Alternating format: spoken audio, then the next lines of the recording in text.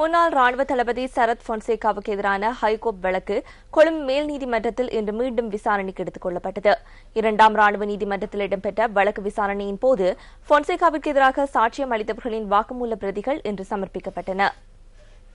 மேல் நீதிமன்றத்தில் விசாரணைக்கு எடுத்துக் கொள்ளப்பட்டுள்ள ஹைகோர்ட் வழக்கு மற்றும் 2வது ராணுவ நீதிமன்றத்தில் விசாரிக்கப்பட்ட வழக்கு ஆகிய இரண்டும் ஒரே மாதிரியானவை என்பதை உறுதி செய்வதற்காக பிரதிவாதி தரப்பினால் 4 பேரின் சாட்சியங்கள் மேல் நீதிமன்றத்தில் சமர்ப்பிக்கப்பட்டன. ஒரே மாதிரியான 2 வழக்குகள் 2 நீதிமன்றங்களில் விசாரிக்கப்படுவது நாட்டின் சட்டத்திட்டங்களுக்கு முரணானது என்று பிரதிவாதி தரப்பு சட்டத்தரணிகள் நீதிமன்றத்தில் வாதிட்டனர். இந்த வழக்கு விசாரணை எதிர்வரும் செவ்வாய்க்கிழமைக்கு ஒத்திவைக்கப்பட்டுள்ளது.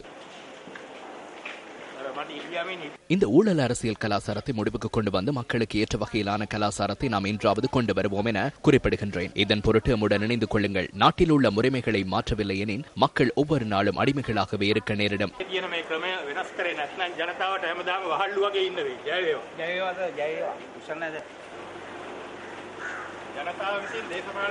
அரசியல்வாதிகள் மக்களால் நிர்வகிக்கப்படும் முறையொன்றை இந்த நாட்டில் என்றாவது நாம் ஏற்படுத்துவோம். யுத்தத்தில் வெற்றி பெற்ற எம்மால் அரசியல்வாதிகள் இந்த நாட்டை சுரண்டுவதற்கு இடமளிக்க முடியாது.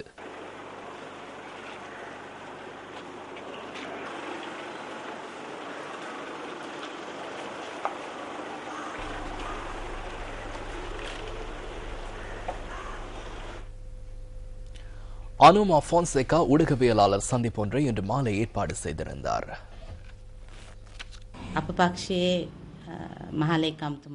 எமது கட்சியின் பொதுச் செயலாளரான டிரான் அலசை பற்றி பல்வேறு கருத்துக்கள் காணப்பட்டன. உண்மை அல்லது பொய்யை பற்றி நாம் அப்போது எவ்வித கருத்துக்களையும் வெளியிடவில்லை.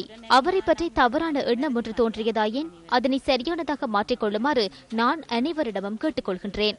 வெள்ளைக்கொடி விவகார வழக்கில் பேசிய நளின் லத்துவஹெட்டி தொடர்பிலும் அத்தகைய வேறுபட்ட கருத்துக்கள் வெளியிடப்படும் போது அது பற்றிய சரியான கருத்தினை கூற வேண்டும் என எமக்கு தோன்றியது. அவர் எம்முடன் இணைந்து செயற்பட்டார். அதற்காக நானும் ஜெனரலும் எமது 2 மகள்களும் அவருக்கு மரியாதை செலுத்துகின்றோம். பாராளுமன்ற சபை நடவடிக்கைகள் இன்று ஆரம்பமாகிய போது ஐக்கிய மக்கள் சுதந்திர கூட்டமைப்பின் உறுப்பினர் AHM அஸ்வர் பாராளுமன்ற உறுப்பினர் புத்திக பத்ரன தொடர்பாக யோசனை ஒன்றை முன்வைத்தார்.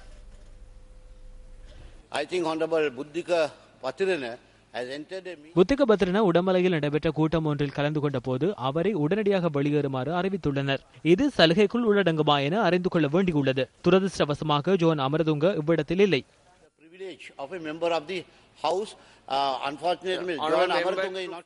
சலுகைகள் தொடர்பாக கேள்வி ஒன்று வினவப்படுவதற்கு முன்னர் சபாநாயகரை தெளிவுபடுத்த வேண்டும்.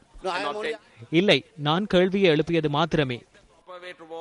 நீங்கள் உரிய முறையில் நாளை கேள்வியை எழுப்புங்கள். அதனை ஆராய்ந்து பார்ப்போம்.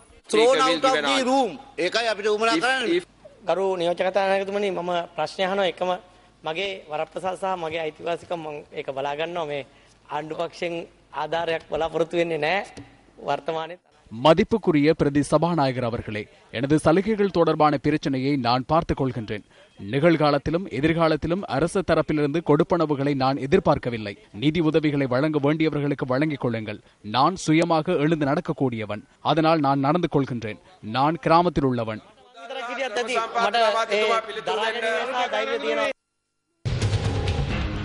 மக்களின் அடிப்படை பிரச்சனைகள் சுட்டிக்காட்டப்படும் போது அவற்றிற்கான தீர்வுகள் வழங்கப்படுவது வரவேற்கத்தக்கது. உடப்பு முதல் கரம்பை வரையிலான மணிகாரன் வீதி சேதமடைந்திருந்தமை தொடர்பில் சக்தியின் தேடலில் அண்மையில் நாம் சுட்டிக்காட்டியிருந்தோம். நாம் சுட்டிக்காட்டியதனைத் தொடர்ந்து இந்த வீதியினை புனரமைப்பதற்கான நடவடிக்கைகளை சம்பந்தப்பட்ட அதிகாரிகள் மேற்கொண்டுள்ளனர். எனவே இது தொடர்பில் அதிகாரிகளை தெளிவுபடுத்தி தமக்கான தீர்வுகளை பெற்றுத்தந்த சக்தியின் தேடலுக்கு மக்கள் தமது நன்றிகளை தெரிவிக்கின்றனர். எங்களுடைய வேண்டுகோளை முன்வைத்திருந்தோம். அதன் விளைவாக இன்று இந்த வீதி புனரமைப்பிக்கப்பட்டு வருவது குறித்து எங்களுக்கெல்லாம் பெரியதொரு மகிழ்ச்சி. இந்த நிகழ்ச்சியை அறிமுகப்படுத்தி செயல்படுத்துவதற்கு காரணமாயிருந்த சக்தி டிவிக்கு எங்களுடைய இந்த இதயபூர்வமான நன்றியர்களை தெரிவித்துக் கொள்ள விரும்புகின்றோம். ஆகவே இந்த பாதை பல முறை சம்பந்தப்பட்ட அதிகாரிகளுக்கு கூறியும் சீர் செய்யப்படாத நிலையில் சக்தியின் தேடல் கடந்த ஜூலை மாதம் 19ஆம் தேதி இதை ஒளிபரப்பியது. ஆகவே அன்றைய தினத்திலிருந்து இந்த பாதை சீர் செய்யப்பட்டு தற்போது மக்களின் தேவைக்கு பயன்படக்கூடிய முறையிலே நல்ல முறையிலே சீர் செய்யப்பட்டு வருகின்றது. இந்த பிரதேச மக்களின் போக்குவரத்து பிரச்சினைக்கான தீர்வுகள் பெற்றுக் கொடுக்கப்பட்டதை போன்று இங்கு காணப்படும் ஏனைய பிரச்சினைகள் தொடர்பிலும் அதிகாரிகள் கவனம் செலுத்த வேண்டியது அவசியமாகும்.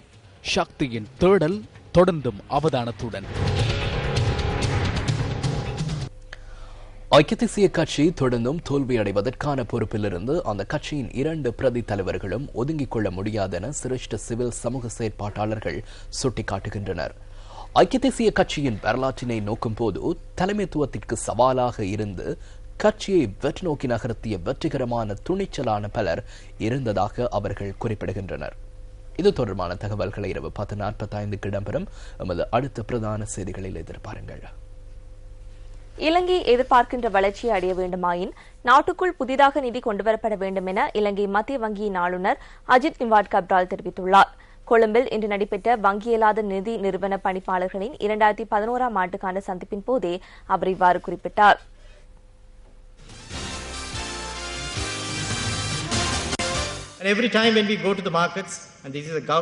ஒவ்வொரு தடவையும் நாங்கள் சந்தைக்கு செல்லும் போது தனியார் துறையினர் சர்வதேச சந்தையிலிருந்து தங்களுடைய சொந்த நிதியினை திரட்டுவார்கள் என நாங்கள் சொல்கின்றோம். ஆனால் நான் இதனை சொல்வதற்காக கவலைப்படுகின்றேன். சர்வதேச சந்தைகளை அடைவதில் தனியார் துறையினரும் மிக தாமதமாகவே செயல்படுகின்றனர். அவர்கள் நாட்டின் அனைத்து பகுதிகளுக்கும் விரைவாக சென்று வைப்பு நிதியை திரட்டுகின்றனர்.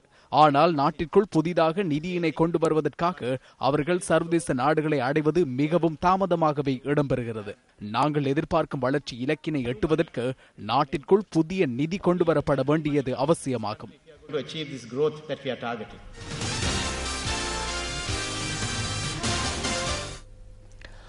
களுவாஞ்சிக்குடி உதவி போலீஸ் அத்தியட்சகர் பிரிவில் இடம்பெறும் குற்றச் செயல்களை தடுக்கும் நோக்கில் இன்று மாலை விசேட கூட்டம் ஒன்று நடைபெற்றது. களுவாஞ்சிக்குடி ராசமாணிக்க மண்டபத்தில் இந்த கூட்டம் ஏற்பாடு செய்யப்பட்டிருந்ததாக களுவாஞ்சிக்குடி உதவி போலீஸ் அத்தியட்சகர் பிரதேச செயலாளர் உள்ளிட்ட பலர் இந்த கூட்டத்தில் கலந்து கொண்டதாக எமது செய்தியாளர் தெரிவித்தார்.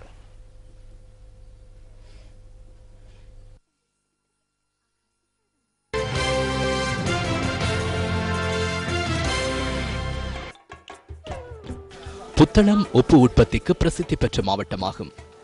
கடலேரியிலிருந்து வாய்க்கால்கள் மூலம் உப்பு நீர் பெறப்பட்டு இங்கு நிர்மாணிக்கப்பட்டுள்ள வாவிகளில் நிரப்பப்பட்டு உப்பு உற்பத்தி செய்யப்படுகின்றது. மழைக்காலங்களில் உப்பு உற்பத்தி செய்ய முடியாத நிலையில் வெயில் காலங்களிலேயே அதிக அளவில் உப்பு உற்பத்தி செய்யப்படுகின்றது.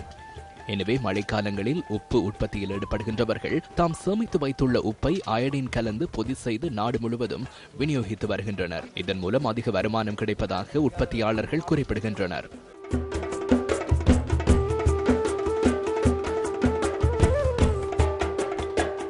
இத்துடன் நமது 8 மணி பிரதான செய்திகள் நிறைவு பெறுகின்றன. நமது அடுத்த பிரதான செய்தி அறிக்கை இரவு 10:45 இடம்பெறும். வணக்கம்.